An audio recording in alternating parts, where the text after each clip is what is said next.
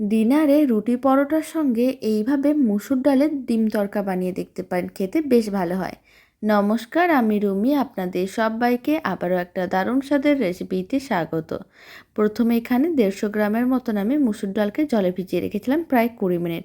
তারপর জলগুলো দিয়ে ভালো করে ধুয়ে নিতে হবে মুসুর ডালটা। ভালো করে ধুয়ে নেওয়ার পরে কড়াইতে কিছুটা পরিমাণ জল নিয়েছিলাম, তার মধ্যে অল্প একটু লবণ দিয়ে মুসুর ডালগুলোকে ভালো করে সেদ্ধ করে নিতে হবে।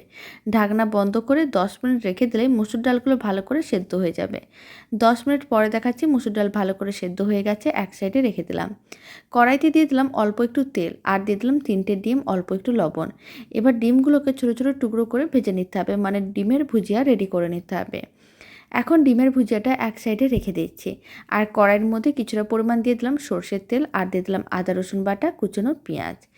এবার মশলাগুলোকে হালকা লাল করে ভেজে নিতে হবে। এই সময় দিয়ে দিতে হবে হলুদ গুঁড়ো, লঙ্কার গুঁড়ো। আবারও খুব ভালো করে মিশিয়ে মশলাগুলোকে নাড়াচাড়া করে লাল লাল করে ভেজে নিতে হবে।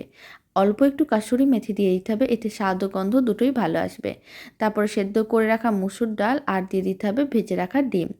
সমস্ত কিছু ভালো করে মিশিয়ে নিতে হবে। স্বাদ অনুযায়ী লবণ, চিনি দিয়ে দিতে হবে, আর দিয়ে দিতে হবে গরম মশলার গুঁড়ো। সমস্ত কিছু ভালো করে মিশিয়ে প্রায় 5 মিনিট রান্না করে নিতে হবে মিডিয়াম ফ্লেমে। তাহলেই রেডি হয়ে যাবে দারুণ স্বাদের মুসুর ডালের ডিম তড়কা, যা বানানো একেবারেই